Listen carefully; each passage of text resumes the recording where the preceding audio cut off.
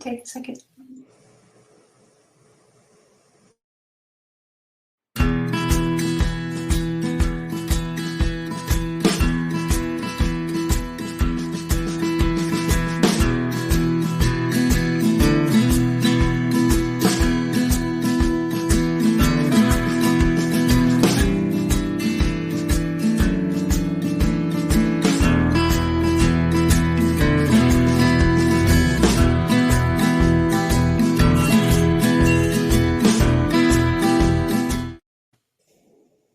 Welcome, everybody, to this episode of the Battle2be Trauma Transformation Podcast. We have a very, very special guest with us tonight, Amy Tiemeyer, and she is a veteran, she is a survivor, and she is an absolute extreme volunteer. And she's going to tell you all about what that means here in a few minutes. So I wanted, because she has so much to say and there's just so much to her story, we're going to jump right in and talk about, in the very beginning of her career, what got her excited, what made her want to join the military in the first place.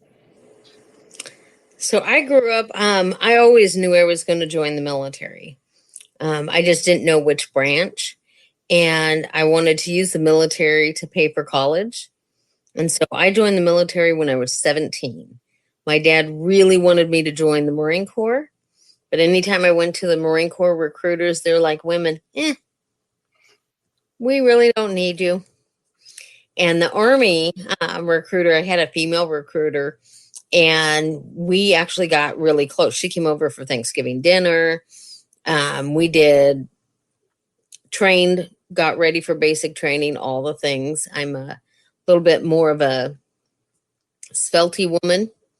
And so my weight was always a challenge, and she worked out with me. And when I got through basic training, I actually got high PT score awards for, I could do well over 60 push-ups in under 2 minutes. And I did my 2 miles. By the time I ended AIT, because I really didn't do sports in school.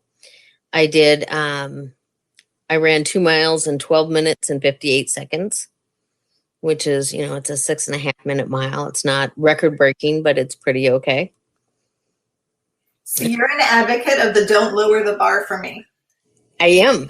That's one of my hashtags, is I really feel like there is, that I'm just a strong person by nature, I am hoping to, actually, I'm working towards hitting some state records for bench press, especially for women my age. And so I'm working on that. And back, I think it was in 2015, with the USPLA, I was the 14th strongest woman in the nation. And so I've always been a lifter of the weights.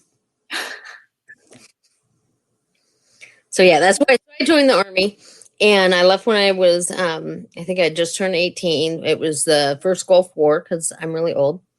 And I went to Fort Jackson, then Fort Lee for my advanced individual training, and then I was stationed at Fort Drum, and then Korea. So when you were were there very many women that served with you that you actually No. So in basic training, I was one of the first units actually that desegregated women and men.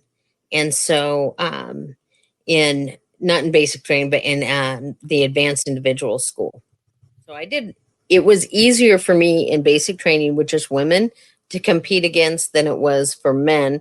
But then in my AIT was challenging and interesting.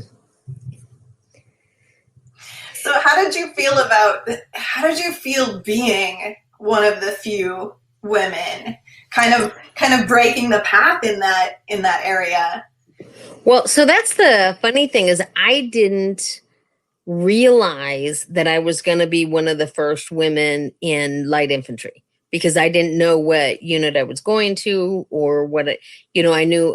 So I had supply, and I actually had weapons supply was my specialty, which I can't even remember my MOS because it changed, and then they went back to supply, and now there is a weapons supply. So it's I'd have to look at my DD 214 to remember, but I'm not super into my specific job, but it was like supply. It was a part of the quartermaster corps and supply. And then but being part of Fort Drum was their forward FSB,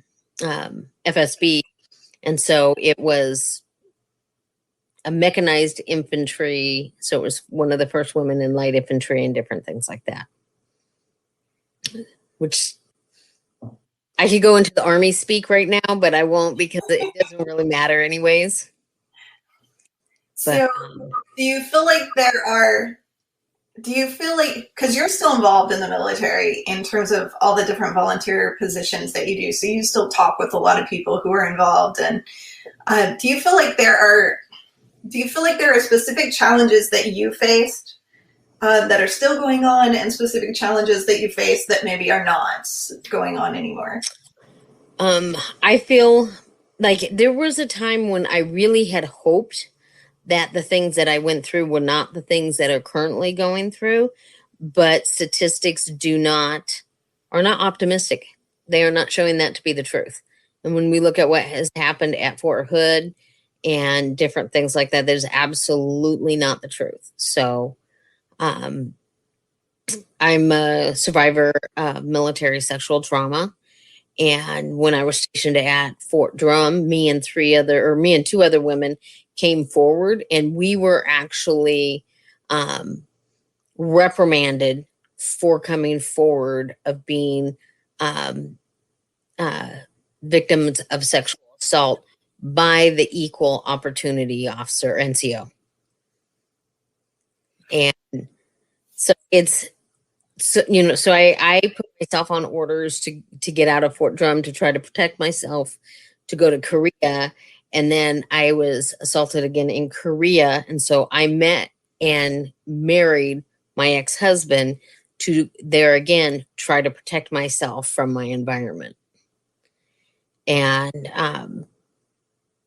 so to me, I wish that the women going into the military today had it better, but I don't feel confident in thinking they are. Right.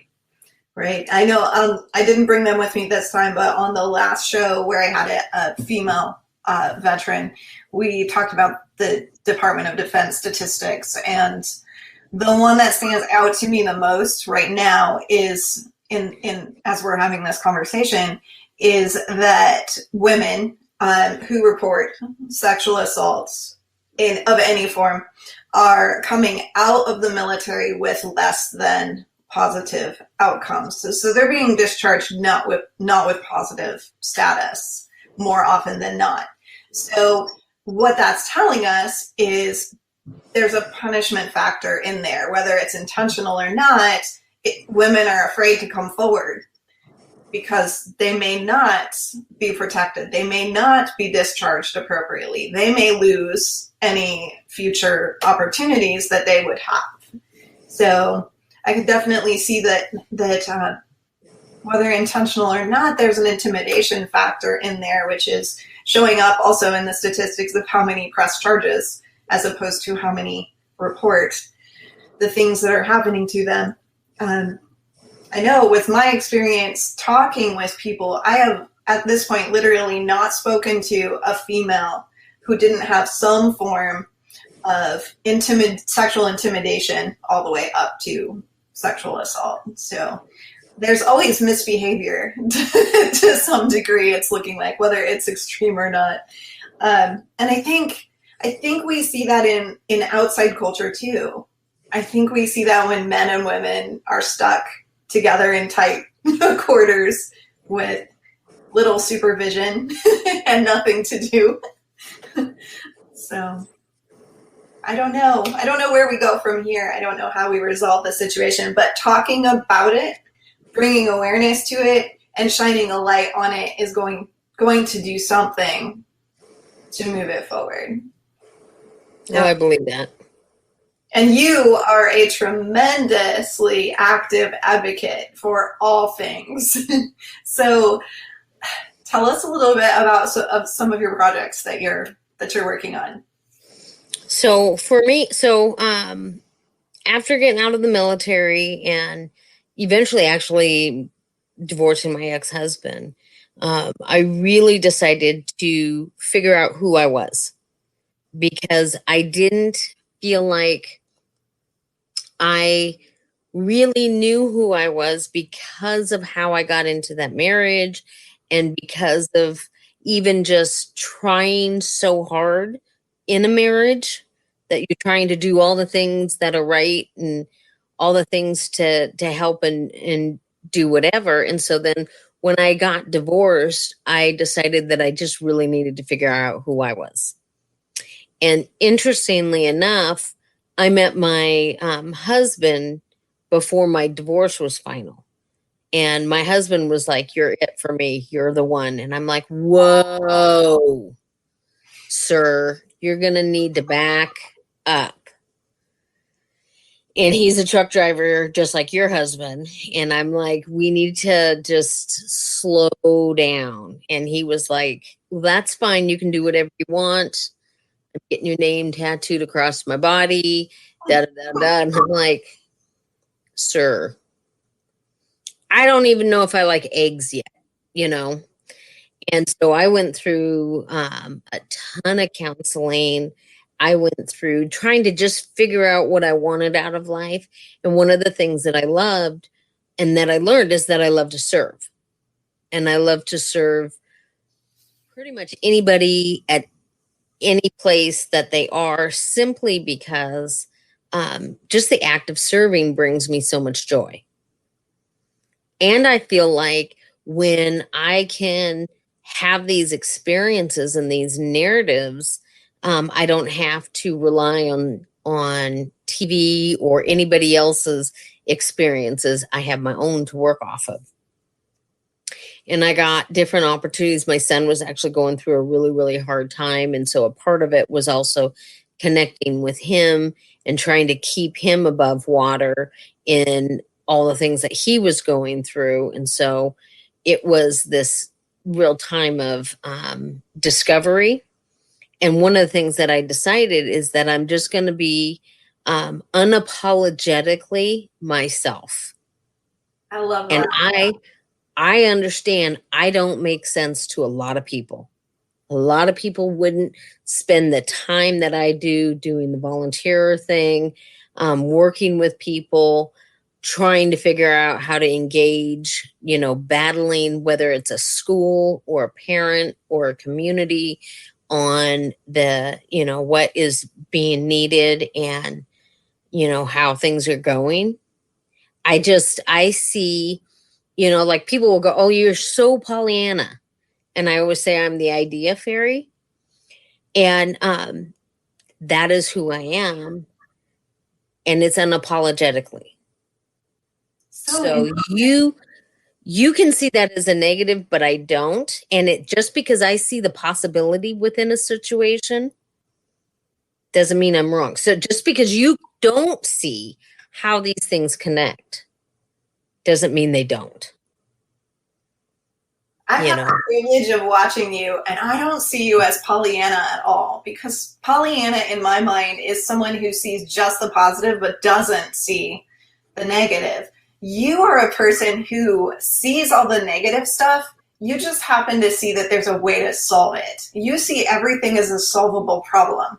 So you're like, there's this thing that's not going the way it should be going. I'm going to attack that. And you're not afraid to attack it. You're not afraid to make people uncomfortable. You're not afraid to call people out. You just see what needs to be done and you do it. And I admire that about you so much. So yeah, I would never say that you have a Pollyanna, like that over positive attitude. You just are a problem solver. Well, it's funny because this one guy goes, "Can you dream any bigger?" And he goes, "Wait, don't." He goes, "Yes." "I have never known anybody who dreams as big as you do." And I said, I don't know any other way to drain. Why not? Like, well, and I guess I think, and I feel like I have been, the universe has rewarded me for this. Like, I have created programs where, you know, kids are working out at CrossFit gyms, and then they clean the CrossFit gym and they learn reciprocity. And the gym owners, I think I need to move couches. Like, you have a light. Let's see. Is that the sun coming in your light in your window? Yeah. So here, is that better? Yes, perfect. Now we can see your beautiful face. So yeah, so I guess I've just, people are like, well, why did you think to do that? And I'm like, well, this one person asked. He goes, I wanted to take the kids to a gym. And I'm like, well, I know a couple gym owners, you know, and I don't get scared by asking people things. And I think a lot of people are so concerned with their personal credibility. And you know, there's another word, what's on the line for them, and I'm not. I consider myself a nobody, so I have nothing to lose than to ask. And the worst thing anyone can ever do is say no. Right? And that's not damaging. Well, and I'll tell you, I started years ago. I was a military relations liaison for a credit union, and I was brand new. And this commander, who's a colonel, had a soldier that he had gone to Afghanistan with. And the soldier came back, got out of the military, and had cancer. Moved to California. My credit union's in Washington State. And this commander reaches out to all the civic leaders, and that now I'm a civic leader. You know, because I'm the military relations liaison. Never been a civic leader before. But now I'm a civic leader. And so he reaches out and he's like, is there any soldier services for this veteran who now is battling cancer, as a 2-year-old daughter, and apparently he's terminal? So I'm like, I have no idea. Like, I'm brand new. And so I emailed in the database everybody, forwarded his email, said, you know, I do not mean to step on toes, but I'm not familiar if we have in our group any resources. So there's this woman, her name is Ann Fruit, who was a Kiowa, one of the first women Kiowa pilots. And she started a group called Rally Point. And she used to speak for cancer, like as a woman veteran, a speaker for the Cancer Society. So she knew the CEO of the American Cancer Society. So she forwarded on to them. And that person contacted the veteran, flew his family to Texas, did groundbreaking treatments, and that veteran is alive today and cancer free. And so even Anne tells this story to show you don't know who your friends know. Right. And not to be afraid to ask. And so that was a really pivotal moment for me that was crazy. So this person who's never met me, doesn't know me, doesn't probably even know that I'm a part of their story, has now gotten the treatment that they needed. And that's not even what they were asking for. Right. So that's part of the reason that I do the work that I do, is I just, of course I see possibility because I believe in us. And so, and when we go back to females in the military and men, I believe our men can do better. I believe in our men. And I feel like when we do the things like boys will be boys and we allow bad behavior, that's when things escalate it is like we really have to do a lot of work society-wise with all of the issues now, from misogyny to racism to all of them, in and out of the military. Right. Yeah, everything that we see with being problematic in the military is it's the same things that we're seeing outside of the military. It's just magnified when it's in. Right. It becomes in a fishbowl when you're talking military problems. All of those same problems exist everywhere else. I mean, we're having conversations about bullying. We're having conversations about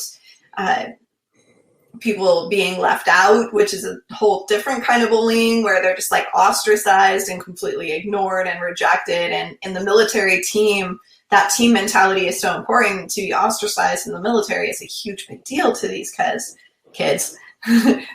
They're 20. they're kids to me. So like we're talking about all these problems, but our kids in high schools and colleges are facing all of the same things. So yeah, it just puts everything in a fishbowl, and it's easier to look at from outside of the military and say that that's happening there and not to recognize that it's happening everywhere, I think, for people. Right. Like, those guys have a problem instead of like, oh boy, we all have a problem. Well, and I think, and I agree, and I think just looking at and trying to raise and work on our own verbiage and our own biases. Like there's things that my kids help me with that go, oh, mom, did you think about it this way? Biasy. And so I have biases that I know I have. And so I work hard to not participate in. But then you have your blind spots, and everybody has them. And we need to stop pretending like they don't exist. Yes. So what are your major focus right now? Because I know you do and you're involved with so many different charitable organizations, but you also work with organizations that do charitable work. So tell us where we can support you supporting your projects. Well, that's always a hard question because I feel like let me back up. So I'm the state president for Washington State for the Association of the U.S. Army. And that's a really interesting and neat position for me to be in because I will be most likely, I am they don't like to say the lowest ranking because you can be a civilian and be a state president. But I know that I'm the lowest ranking because when I got out of the military, I was only a specialist. And most leadership positions, even within the volunteer world, are command sergeant majors for the NCOs and then officers, and usually lieutenant colonels and up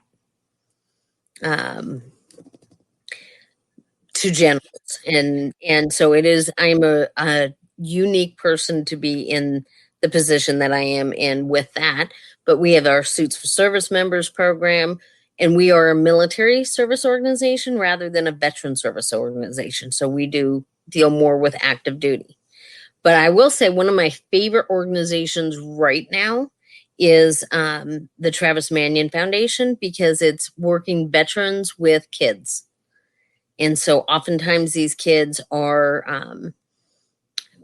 marginalized populations, and they teach character does matter. If not me, then who? And that, like, geez, I wish I had come up with that 20 years ago. If not me, then who? That pretty much embodies everything that I believe and do. And so it's really neat to take the veteran population working with youth, because it's sort of like my two worlds, and so, and that is my two worlds. So I've worked with kids experiencing homelessness. I used to run suspended expelled programs for 2 area high schools, and I did all this work with youth. And then when my job, I always say my job, was like working with a credit union and different things like that on the military installation here, I got thrown into the veteran community more so than I had before. So having my experiences, I did not go into military. I did not find veteran service organizations because I didn't identify with them. I tried to heal myself from them. And so the idea of going back into a VSO and seeing all that same misogyny and angst wasn't interesting to me. But when it was tied to my job, then I actually learned more and learned what to articulate. So in this area, we have the VFW, we have the American Legion, we have AUSA, we have MOA, all these different veteran service organizations. What's interesting, so VFW and the American Legion, they have auxiliaries for women. And so when I was asked to join the American Legion, I was asked to join the auxiliary. And I'm like, but I'm the veteran. And they're like, but don't you work more well with women? Not so much. I'm not so I always say I'm not domesticated. I don't cook. I don't do all the normal female things. And I was a soldier, and it was really odd to me to feel, because then what happens is, so I go, no, I don't identify. I don't feel like I should be on the auxiliary. I should be with the veterans, right? So then you're in this room and you're the only woman. So then they feel like you're a feminist, and I can be seen as a feminist to some people, but that's not really my issue or my platform. And so then it just felt like everything that I said, or even being there, put a filter on me that wasn't what I identified with completely. And so it just really made it this is not my tribe. The American Legion is not my tribe. I felt the VFW was not my tribe, but AUSA has no auxiliary. It was just, you can be a civilian and be a president of a chapter in AUSA. You don't even have to have served. You can be enlisted or officer, and all the way through their group. And I'm like, okay, well, this is inclusive. So then we're just doing this thing. We're serving our active duty. We're doing this volunteerism so I can get behind it. And I'm like, I can be your AUSA person. And even though there still is misogyny and issues, it's not the same. It's not the separation same. And so recently I did so I am a part of VFW and American Legion, interestingly enough, but I just pay my dues. But I'm helping with a VFW in my area, but it's still a challenge. They have an auxiliary. They have, some of the things that I just really I don't know. Like, we'll see what the next 5-10 years. I can see AUSA continuing to move forward, but I don't necessarily I see a greater separation.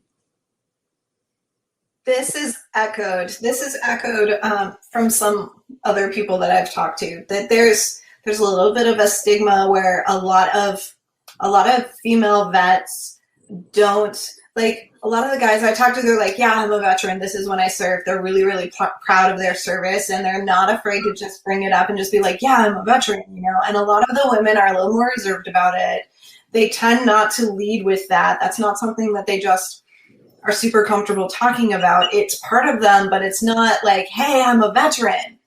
And the same kind of reasoning is that they don't feel like they ever quite fit. They were never quite fully in the family. They were never fully accepted. So there's that challenge of, I love this, but I'm not sure how much it loved me back.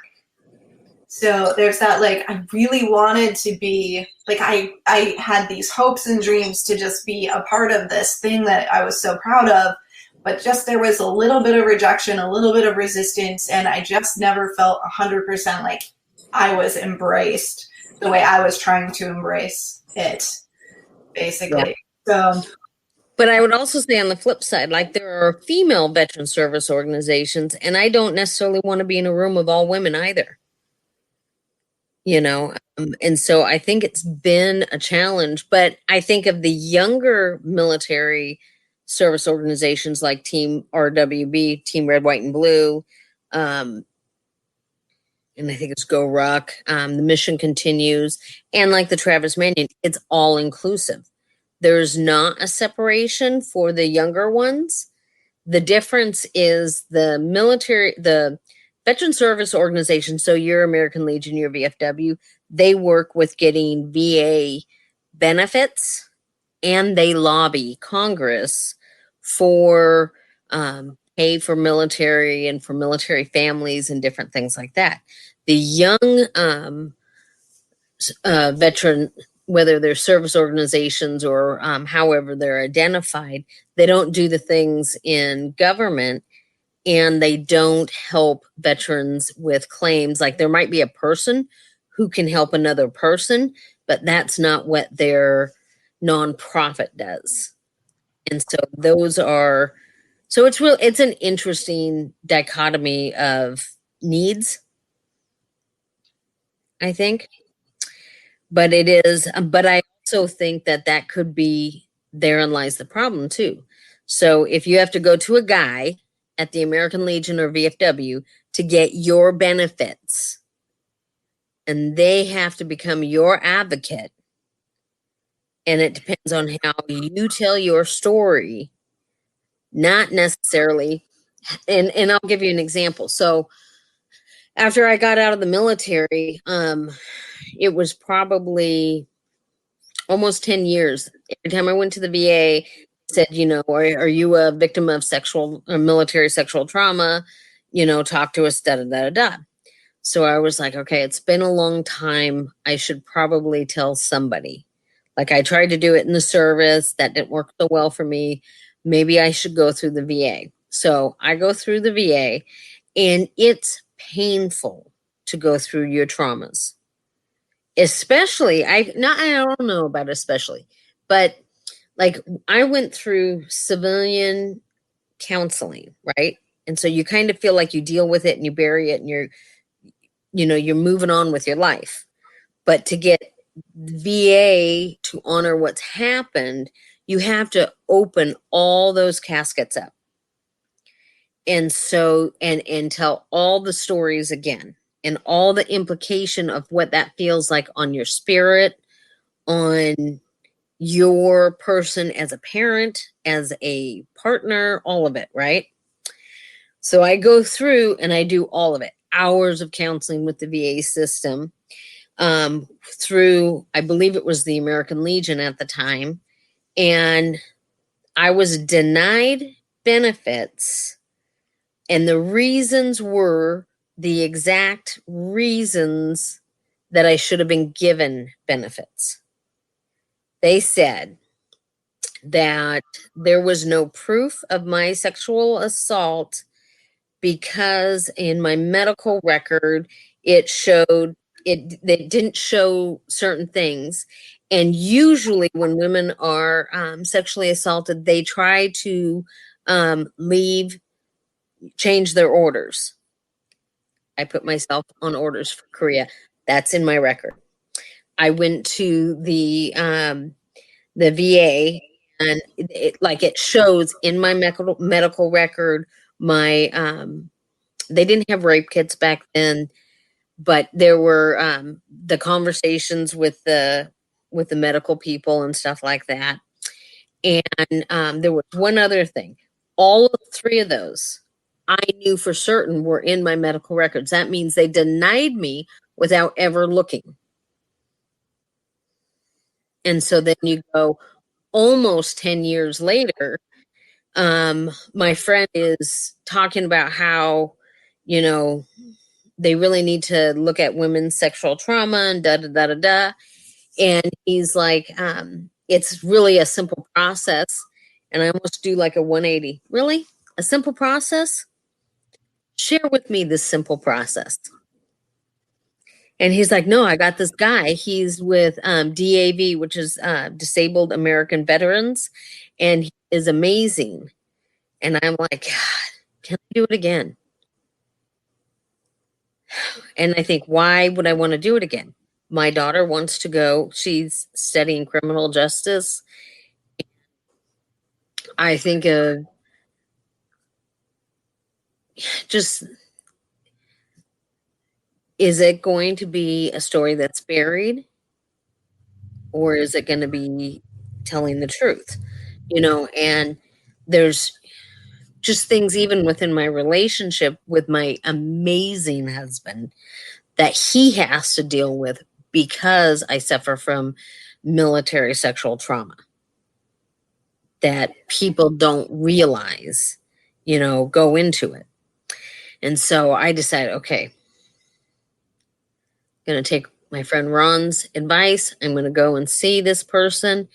And so I share everything, and I'm like, this is what I'm willing to do, but I don't want to do this if it's not going to matter. Like, I would rather you just tell me it's not going to matter to begin with than me go down this rabbit hole. You know, and he was like, Amy, we got you. And so they went through, and I had to, you know, see, and it was way easier that this last time, but it could have also been way easier because of the amount of personal counseling I had gone through. And so because I had gone through that once before, but it still makes impacts. It's still, you know, my kids are like, there's something wrong with you. And I still had to compartmentalize and separate myself from my kids at different times just to heal from what I was going through, to share this part. And they did a really good job. And I got my benefits. But here's the thing. I only got the back pay since Disabled American Veterans.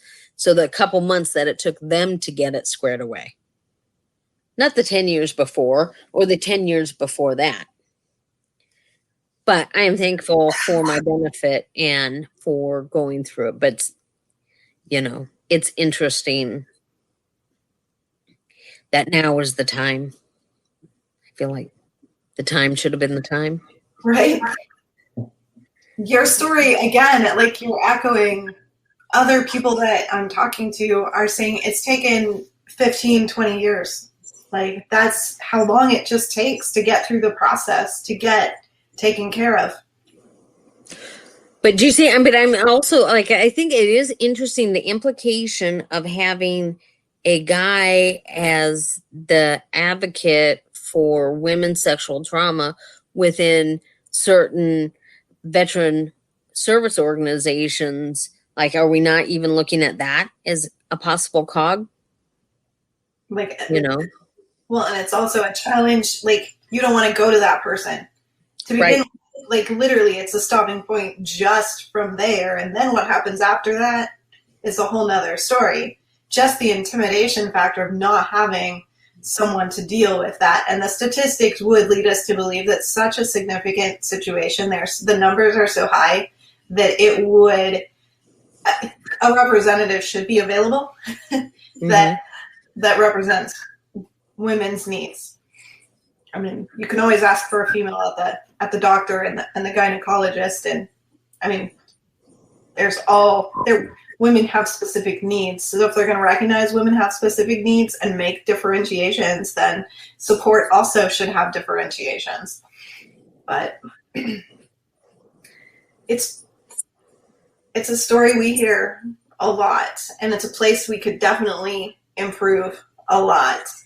And please don't get us wrong. We're not saying that only women are sexually assaulted in the military or in life. The military also has a really significant problem with men being sexually assaulted as well. So just making the conversation. Okay, taking away the fear factor, the punishment factor, just making it so that people are not scared to step forward right when the time comes. And that happens here where we're all talking, but it also happens in leadership and legalities and rules and regulations. So change has to start with us, and it moves through the chain. So just everybody out there, try to be a little bit more conscientious, a little bit more aware of interactions between each other and what that might mean to someone who has life experiences that are different than yours. Right. I think it's and I think it's interesting, like as you heal yourself, what part of your life does this story become? Like as a female who is, like I said, a USA state president, different things like that, I never wanted people to identify me as being a survivor, even with the word survivor.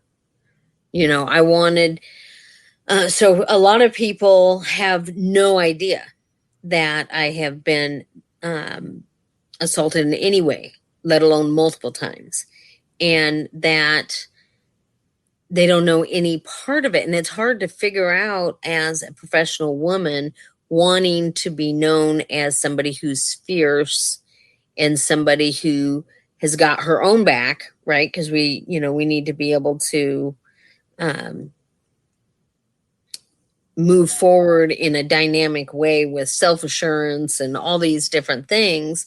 Yet if we share the story of vulnerability, then that becomes the only story somebody hears, or the only way they remember you, versus all the, crazy things like, she's run 25 half marathons and 14th strongest woman in the US, and, all these different things. Oh, she's a sexual assault victim. Well, thank you. Thank you. Right. And I'm a grandma, and that I have nothing. Like nothing else becomes their narrative. And so, which is where it's also a part. But if it doesn't become any part of my story, then how will other women know that it is a part of my story? How will my daughter know that, God forbid, she goes through something, that I'm here for her inexplicitly? I love what you say. Survivor is a terminology I struggle with, and I am also a survivor. So I would say with my people, when I'm working with them, we start out as victims. We all feel like victims in the beginning. We all claim that role and jump right into it. Like we literally are fully victims in the beginning. And then we go to survivor as we start to deal with it. But then we're damn warriors, and survivor just needs to kind of come out of the equation. Unfortunately, as you say, some of us have to be brave enough, have to be strong enough to just put it out there and let people do that to us. Let people label us as survivors. Let people say that that's our story, that that's the only part they hear and remember. Because if they hear and remember it, they hurt us. So it hurts us because we're not seen as more than that. But because it sticks, because that's the part that they hold on to, that's the part they identify us as, when they see strong women stand up and say, I'm a survivor, when what we really want to say is, I'm a damn warrior, they don't see that, they don't respect that, they don't buy into that. What they hear and hold on to is, she's a survivor. Wait, if she can be a survivor, so can I. So I think there is a huge amount of power, even when we don't really like to claim that word so much. That's funny. So my daughter, who is thankfully not a survivor of this, but she does have other angst and suicidal ideations and different things, and we had to do a lot of work with her. So when she was 16, I actually okayed her to have her first tattoo, and it was Warrior. And it's on her forearm because she also got into self-harm. And so it's over some of her scars. And the I in Warrior is a semicolon,